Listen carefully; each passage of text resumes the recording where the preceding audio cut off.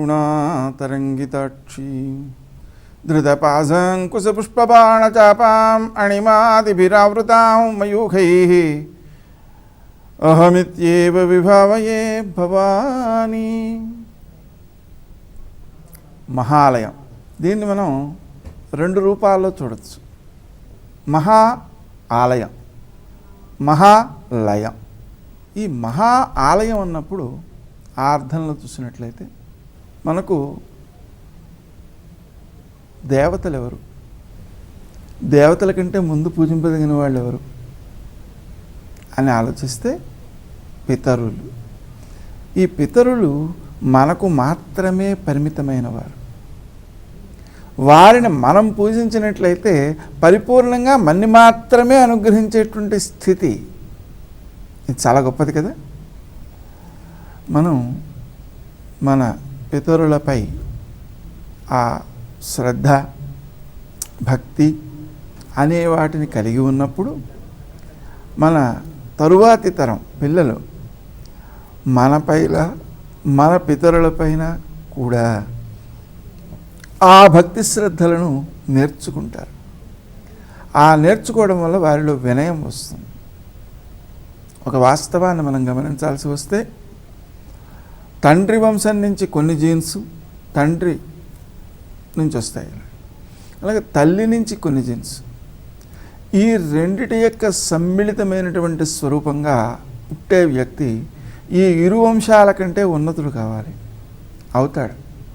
కానీ ఆ వ్యక్తి తన పూర్వుల నుంచి అనుభవాన్ని స్వీకరించేవాడుగా ఉండాలి.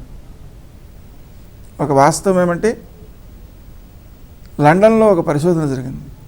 ఆ పరిశోధనలో 11 నుంచి 15 సంవత్సరాల వయసు మధ్య ఆ పిల్లల్ని అందరిని ప్రశ్నిస్తే, మీరు తల్లిదండ్రులు చెప్పింది చేస్తారా, చేసింది చేస్తారా అంటే చేసిందే చేస్తాం అని వాళ్ళు చెప్పారు.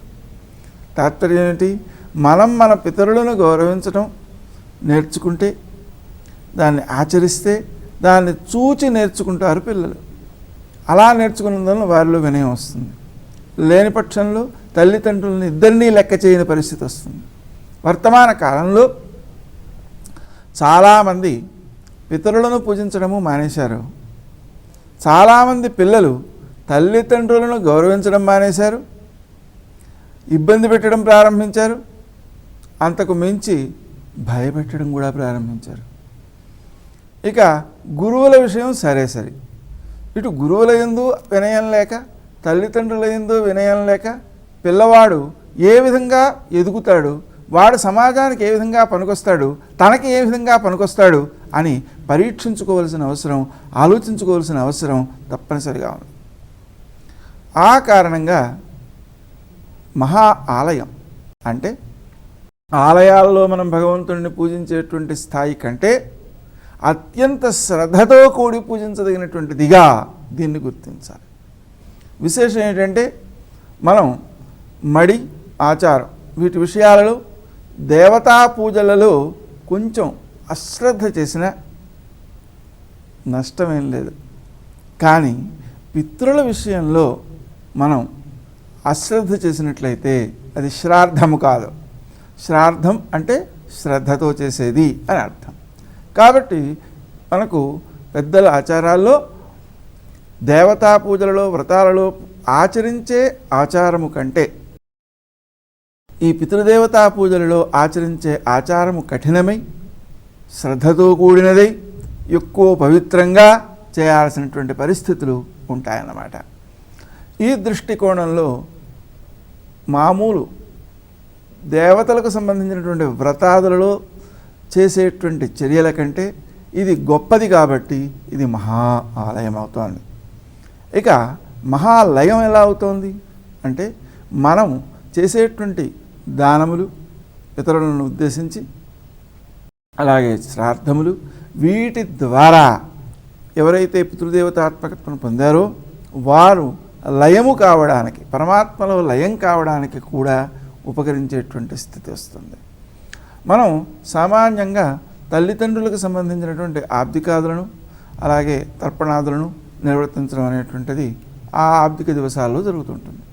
కానీ ఈ మహాలయంలో మాత్రం బంధువులు, రక్త సంబంధీకులు, మన వంశంలో ఎవరైతే గతి లేని వారు ఉన్నారో వారికి ఎవరైతే ఆ శ్రాద్ధాధికం నిర్వర్తించలేదో, వాళ్ళు అలా నీళ్లు లేక ఇబ్బంది పడుతున్నారో వాళ్ళందరూ కూడా ఈ మహాలయం వల్ల ఏమవుతారు, ఈ ఆచరణ వల్ల కాసిన నీళ్లు దొరికిన వాళ్ళు అవుతారు, ఉద్ధరించబడతారు.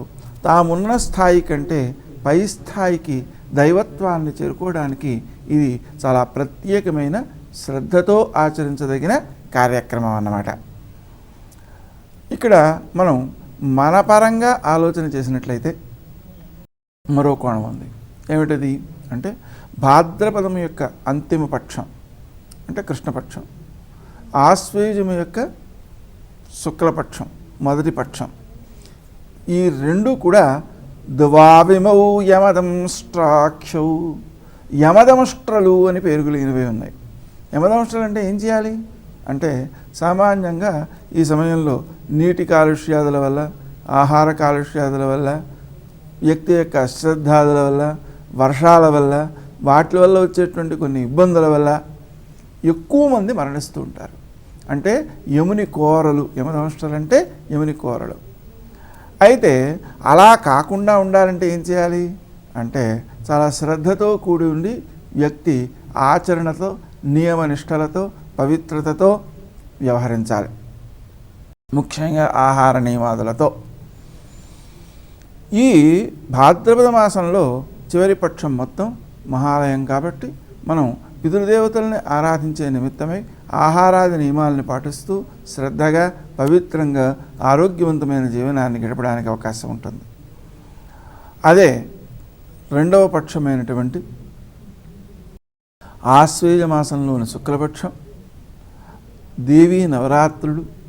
కొంతమంది దేవీ నవరాత్రులను ఆ పూజ చేసేటువంటి పూజా విధానాన్ని పక్షం మొత్తం చేస్తారు, అంటే పౌర్ణమి వరకు చేస్తారు ఉపాసకులు. అలాగా ఈ పక్షమంతా కూడా దేవీ పూజలతో, నియమనిష్టలతో, సక్రమాచరణతో ఆరోగ్యాన్ని, ఆ మానసిక స్థితిని కూడా చక్కగా కాపాడుకోవచ్చు. ఇక ముఖ్యంగా ఈ మహాలయంలో మనం చేసేటువంటి పని ఏమిటి అంటే తల్లి, తండ్రి జీవించి ఉన్నట్లయితే మనం చెయ్యం, జీవించి ఉండనట్లయితే చేస్తాం. ఆ చేసేటప్పుడు తండ్రి జీవించి ఉండగా తల్లి మరణించినా కూడా ఆ కృత్యాలకు ప్రాధాన్యం తక్కువగా ఉంటుంది. అదే తండ్రి మరణించినట్లయితే ఆ కృత్యములకు పూర్తి అధికారం వస్తుంది.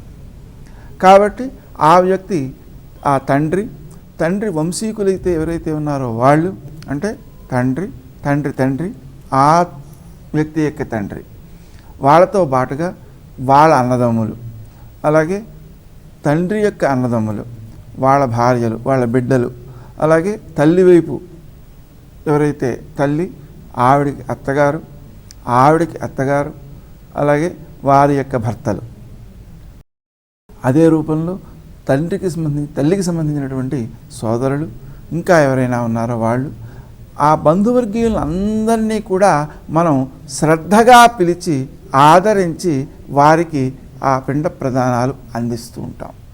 ఈ అందించడం ద్వారా ఏమవుతుంది అంటే వారందరి నుంచి కూడా మనకు అనుభవాత్మకమైన శక్తులు వస్తాయి. జాగ్రత్తగా ఆలోచించండి. నేను ఒక ఇబ్బందిలో ఉన్నాను. ఆ ఇబ్బందిలో ఉండగా ఒక మిత్రుడు గుర్తొచ్చాడు. ఆ మిత్రుడు ప్రస్తుతము నాకు తెలియకపోవచ్చు, ఆయన ఉండి ఉండొచ్చు, ఉండి ఉండకపోవచ్చు, చాలా దూరంగా ఉండొచ్చు. కానీ నేను ఒక్క ఫోన్ చేస్తే ఆయన ద్వారా ఈ పని అయిపోతుంది అనిపించింది. ఆ అనిపించినంత మాత్రము చేతనే ఏమైంది, ఇంతట్లోనూ ఎవరో సాయం కోరి వచ్చారు, వస్తే చేశాను.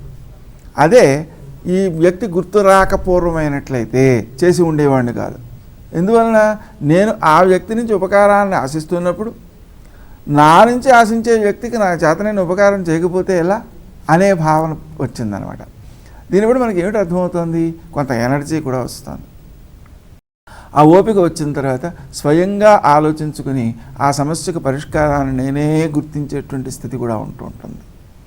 దీన్ని బట్టి మనకి ఏమర్థమవుతుంది, మనం ఏ వ్యక్తినైనా సరే ఒకరిని స్మరించాము అంటే ఆ స్మరించబడినటువంటి వ్యక్తి ఎవరైతే ఉన్నారో అతని నుంచి ఒక ఎనర్జీ వస్తుంది, ఒక మానసిక శక్తి వస్తుంది, ఆలోచనా శక్తి వస్తుంది, సమస్యా పరిష్కార శక్తి వస్తుంది, కొంత ఓపిక వస్తుంది. వీటన్నిటి బట్టి మనకి ఏమిటి అర్థమవుతుంది అంటే ఎవరిని మనం స్మరించినా వాళ్ళ నుంచి వాళ్ళ గుణాలు మనకు సంక్రమిస్తాయి అని. ఒక శత్రువు ఉన్నాడు అంటే మన చేత ఉపకారం పొంది కూడా కృతజ్ఞుడిగా అయిపోయాడు అనమాట. అటువంటి వ్యక్తి గుర్తొచ్చాడు, మనసంతా వికలమైపోయింది. వికలమైపోయినటువంటి స్థితిలో ఎవరొచ్చి ఉపకారం చేయమన్నా అంత క్రితం చేసేటువంటి స్వభావం గల వాళ్ళు కూడా ఆ సమయంలో చేయలేరు. కారణం ఏమిటి అంటే మళ్ళీ వీడు ఉపకారం పొందుతాడు, మళ్ళీ వీడు కూడా ఇలాగే శత్రువుగా తయారవుతాడు అనిపిస్తుందన్నమాట. దీన్ని బట్టి మనకు అర్థమేమవుతోంది, మనం మన పెద్దలని కనుక స్మరించినట్లయితే వారి నుంచి వాళ్ళ అనుభవాత్మకమైనటువంటి జ్ఞానం మనకు సంక్రమిస్తుంది. మన నుంచి ఏవైతే శ్రద్ధతో కూడినటువంటి ఆ ద్రవ్య విశేషాలు పితృదేవతలకు చెందుతున్నాయో వాళ్ళకి చెందడం ద్వారా వాళ్ళు సంతృప్తి పొంది మన యందు అనుగ్రహం కలిగిన వారు అవుతారు అనే విషయం కూడా స్పష్టమవుతుంది. ఇక్కడ మనకు ఓ ప్రధానమైనటువంటి ప్రశ్న, ఎంతోమంది ఆధ్యాత్మిక సాధనలో ఆ మరణించినటువంటి వ్యక్తులు మోక్షాన్ని పొందవచ్చు, స్వర్గాన్ని పొందవచ్చు, లేదా మరోసారి జన్మించి ఉండవచ్చు. ఏ రూపంలో ఉన్నారో మనకి తెలియదు. అటువంటి పరిస్థితులలో మనం పెట్టినది వాళ్ళకి ఎలా చేరుతుంది అని. కానీ ఇక్కడ ముఖ్యాంశం ఏమిటంటే పితృదేవతలు అనేటువంటి వారు స్థిరంగా ఉంటారు. ఆ స్థిరమైనటువంటి దేవతలు ఎటువంటి వాళ్ళు, మనకు పోస్ట్ ఆఫీసు హెడ్లు ఉన్నారు కదండి, అలాంటి వాళ్ళు అనమాట. మనం ఏదైతే సమర్పిస్తున్నామో అది వాళ్ళకి చేరుతుంది. వాళ్ళకి చేరిన తర్వాత ఇది ఎవరికి చెందాలో, వాళ్ళు ఏ ఆకారంలో ఉన్నారో, ఏ జన్మలో ఉన్నారో వాళ్ళకి తగినటువంటి ఆహారంగా ఆ పితరుల చేత అందించబడుతుంది. ఆ విధంగా అందించబడినందువలన ఏమవుతుంది, వాళ్ళకి సంతృప్తి కలుగుతుంది. మనం ఏదైతే సమర్పిస్తున్నామో అది వాళ్ళకి చేరుతుంది. వాళ్ళకి చేరిన తర్వాత ఇది ఎవరికి చెందాలో, వాళ్ళు ఏ ఆకారంలో ఉన్నారో, ఏ జన్మలో ఉన్నారో వాళ్ళకి తగినటువంటి ఆహారంగా ఆ పితరుల చేత అందించబడుతుంది. ఆ విధంగా అందించబడినందువలన ఏమవుతుంది, వాళ్ళకి సంతృప్తి కలుగుతుంది. ఉదాహరణకి మరణించినటువంటి వ్యక్తి స్వర్గానికి చేరారనుకోండి, అమృత రూపంలో అందుతుంది. ఏ ఆవు రూపంలోనో చేరారనుకోండి, వారికి గడ్డి రూపంలో అందుతుంది లాగా. అందుకని మనం పితరులకు ఏదైతే సమర్పిస్తున్నామో దాని అధిష్టాన దేవతలు ఎవరైతే ఉన్నారో వాళ్ళు ఆయా వ్యక్తులకు ఎక్కడెక్కడ అవసరమో, ఏది అవసరమో, ఏ సమయానికి అవసరమో అది అందించే స్థితిలో వీళ్ళు ఉంటారు. ఇక్కడ మనం గుర్తుపెట్టుకోవాల్సింది కూడా ఒకటి ఉంది. ఏమిటది, మనకు ఒక సంవత్సరం అయినట్లయితే ఆ పితృదేవతలకు ఒక రోజు. కాబట్టి మనం సంవత్సరంలో ఒకరోజు చేసినటువంటి కార్యక్రమం కూడా వారికి ప్రతిరోజు పెట్టినట్టుగా, ప్రతిరోజు పొందినట్లుగా పొందుతారన్నమాట. అంతేకాకుండా మనకు గాథలలో కొన్ని విశేషాలు తెలుస్తుంటాయి.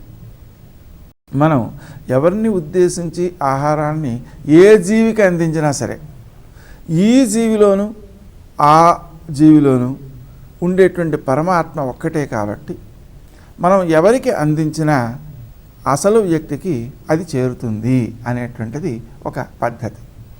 కృష్ణుడు శమంతకోపాఖ్యానంలో ఆ జాంబవంతుడితో యుద్ధం చేస్తాడు కొన్ని రోజుల పాటు.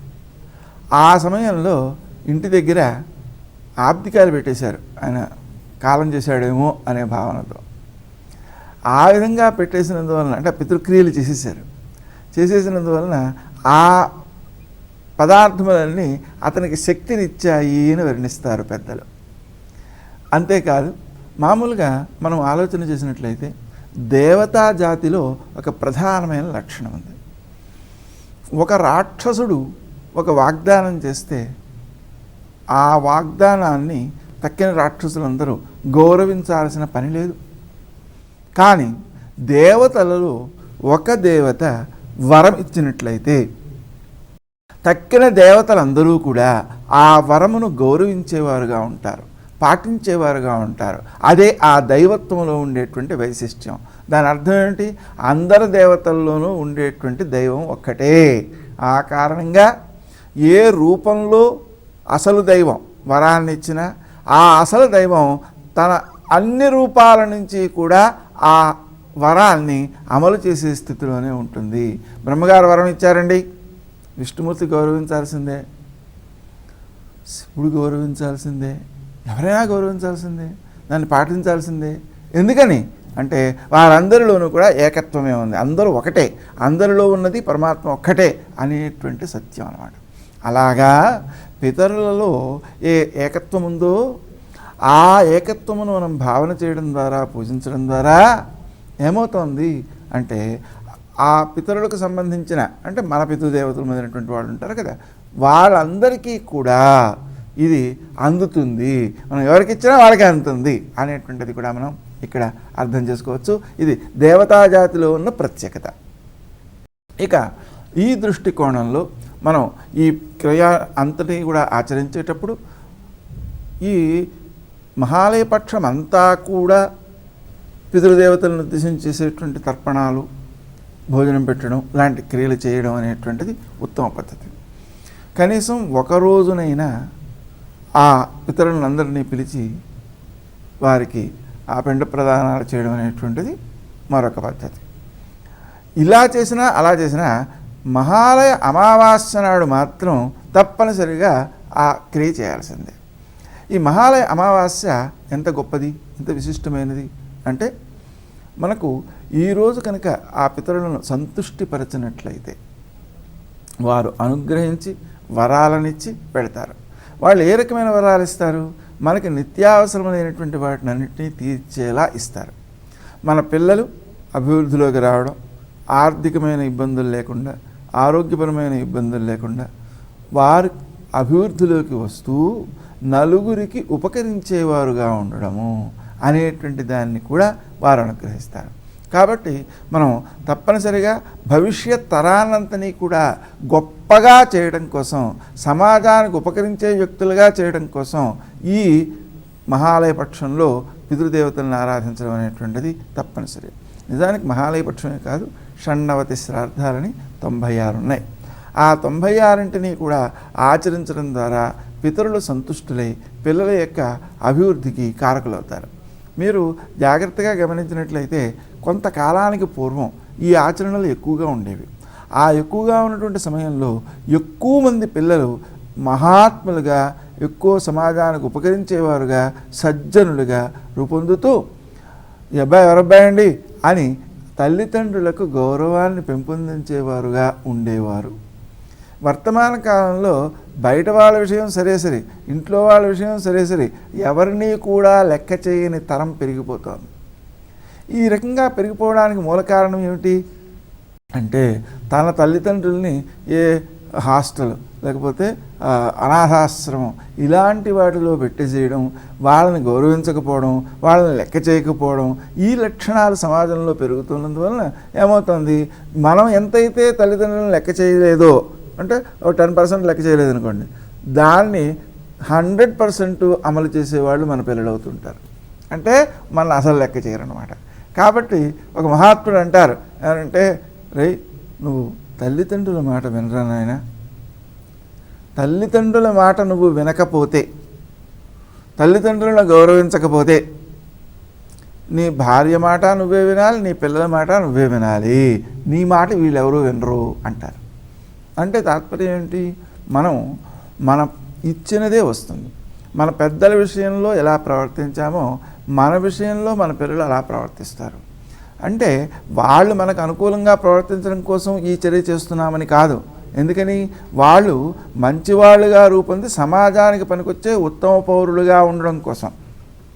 మన యొక్క కర్తవ్యం ఏమిటి అంటే సమాజానికి ఉత్తమ పౌరులను అందించే చర్యను సక్రమంగా నెరవేర్చడం. దీనికి ఎన్ని ఆచరణలు చేయాలి అంటే పితృదేవతలను ఆరాధించాలి, ప్రతి అమావాస్య నాడు కూడా పితరులను గౌరవించాలి, వారి నిమిత్తమే దానాధికం చేయాలి. అదే కాకుండా మనం ఈ మహాలయ పక్షం అంతా చేయాలి. దీంతోపాటు ప్రతి సంవత్సరం వచ్చేటువంటి ఆర్థికాదులను సక్రమంగా ఆచరించాలి. వీటన్నిటితో పాటు కూడా మనకు ఈ పిల్లలను బాగా మార్గంలో పెట్టడానికి వాళ్ళు పుట్టక ముందు నుంచి కొన్ని చర్యలు చేయాల్సినటువంటి అవసరం ఉంది. ఉదాహరణకి ఈ వివాహం చేసుకోవడం కానివ్వండి, దానికి ముహూర్తం పెట్టుకోవడం కానివ్వండి, వారిద్దరి జాతకాలు సక్రమంగా ఉన్నాయా లేదా చూసుకోవడం కానివ్వండి, గర్భధారణకు ముహూర్తం పెట్టుకోవడం కానివ్వండి. ఎందుకని సరియైన సమయం కానప్పుడు గర్భధారణ జరిగినట్లయితే ఆయన ఎవరు? హిరణ్యకశిపుడు హిరణ్యాక్షుడు పుట్టారు కశ్యప ప్రజాపతి అంతటి గొప్పవాడికి. అందువలన సంధ్యా సమయంలో గర్భధారణ జరిగినందువలన గర్భధారణకు కూడా మంచి సమయాన్ని చూసుకోవాల్సినటువంటి అవసరం ఉంటుంది. గర్భవతి అయిన తర్వాత ఆమెను ఆనందంగా ఉంచే పరిస్థితి ఉంటుంది, ఆమెకు మంచి విషయాలు చెప్పే పరిస్థితి ఉంటుంది. అందుకనే ఆ ప్రహ్లాదుడు ఆ నారాయణ మంత్రాన్ని గర్భస్థ శిశువుగానే నేర్చుకున్నాడు. అభిమన్యుడు కూడా ఆ పద్మవ్యూహ ప్రవేశాన్ని గర్భస్థ శిశువుగానే నేర్చుకున్నాడు. కాబట్టి వీటన్నిటితో పాటు మన పిల్లలను మన తల్లిదండ్రులను గౌరవించే వాళ్ళుగా కూడా రూపొందించాలి. అంటే నేను నా తండ్రిని గౌరవిస్తుంటే నా పిల్లవాడు నా తండ్రిని గౌరవిస్తాడు, నన్ను గౌరవిస్తాడు. నేనే నా తండ్రిని లెక్క చేయకపోతే జీవించి ఉండగా మన పిల్లల నుంచి ఆదరణ ఎందుకు లభిస్తుంది? లభించదు. అందుకని ఆ పితరులను మరణించిన తరువాత గయాశ్రాద్ధం, అలాగే ప్రతి సంవత్సరము ఆబ్దికాన్ని సక్రమంగా నిర్వర్తించటం, జీవించి ఉండగా తల్లిదండ్రుల యొక్క అభిప్రాయానికి అనుగుణంగా నడుచుకోవడం, వాళ్ళ మాట వినడం. త్రిభిహి పుత్రస్య పుత్రత అంటే ఈ 3 ఆచరణల వల్ల, అంటే జీవతో వాక్యకరణం, అంటే జీవతో వాక్యకరణాత్, జీవించి ఉండగా మాట వినాలి, ఆచరించాలి, మరణించిన తర్వాత గయాశ్రార్థం పెట్టాలి, నిత్యశ్రార్థాదులు పెట్టాలి అని చెప్పారు. కాబట్టి ఆ విధంగా మనం ఆచరించటానికి ఉత్తమమైన దివసాలు ఈ మహాలయపక్షం మొత్తం. దాంట్లో కూడా మహాలయ అమావాస్య అత్యంత విశిష్టమైనది. ఆ రోజు మనం ఆచరించడం ద్వారా మనకు 3 రకాల ప్రయోజనాలు ఉంటాయి. ఏమిటా 3 రకాల ప్రయోజనాలు? మన పిల్లలు సక్రమంగా ఉన్నతులై సమాజానికి ఉపకరించేవాళ్ళుగా, వాళ్ళకి లోటు లేకుండా వారికి వల్ల ఇతరులకి మేలు కలిగేలాగా వాళ్ళు తయారవుతారు. అది కాక మనకు పితరుల యొక్క అనుగ్రహం సిద్ధిస్తుంది. అంతేకాక పితృదేవతలకు ఏమైనా లోపాలు ఉన్నట్లయితే, అంటే పుణ్యలోపాదులు ఉన్నట్లయితే, ఆ లోపాదులన్నీ కూడా పూరించబడి వారిలో పరిణతి కలిగి మోక్షప్రాప్తికి పరిపూర్ణమైన అర్హత సిద్ధిస్తుంది. అంటే ఈ విధంగా మనం ఆ వారిని ఉద్ధరించినట్లు అవుతుంది, మనము ఉద్ధరించుకున్నట్లు అవుతుంది, మన పిల్లలను మంచి మార్గంలో పెట్టి సమాజానికి కూడా మేలు చేసినట్టు అవుతుంది. దీన్ని బట్టి మనం అర్థం చేసుకోవాల్సినది ఏమిటంటే, ధర్మాచరణ అనేటువంటిది మనం ఆచరించడం అనేటువంటిది ఒకటి, మన పక్క వాళ్ళు ఆచరించలేకపోతుంటే వాళ్ళకి సాయపడి వాళ్ళ చేత కూడా ఆచరింపచేయడం. ఎందుకని వాళ్ళు ధర్మాచరణ చేయకపోతే కూడా వాళ్ళ పిల్లల వల్ల సమాజానికి మనకు కూడా ఇబ్బంది కలుగుతుంది. కాబట్టి మన చుట్టుపక్కల వాళ్ళు కూడా వీలైనంతగా ఈ ధర్మాచరణ చేసేటట్లుగా వారికి సహకరించడం అవసరం అన్నమాట. సహకరించడం ఎందుకు అవసరం? ప్రోత్సహించడం, సహకరించడం 2 అవసరమే. ఎందుకని మన పిల్లవాడు సమాజానికి నష్టం కలిగించేవాడైతే మనం ఎలాగైతే అప్రతిష్టను పొందుతామో, పక్కింటి వాళ్ళ పిల్లవాడు కనుక సమాజానికి ఇబ్బంది కలిగించేవాడైతే ఆ సమాజంలో మనం ఉన్నాం కాబట్టి మనం కూడా ఇబ్బందిలోకి గురవుతాం. కాబట్టి మొత్తం సమాజం అంతా కూడా సక్రమంగా నెరవేరడానికి, అనుకూలతగా అభివృద్ధి చెందడానికి, సమాజానికి పనికొచ్చే తరం, రాబోయే తరం, ఆ తరం వృద్ధి చెందడానికి అందరూ కూడా ఈ మహాలయ పక్షాన్ని ఆచరించడం, పితృకర్మలను ఆచరించడం, శ్రద్ధగా ఆచరించడం అత్యావశ్యకం అని గుర్తుంచు.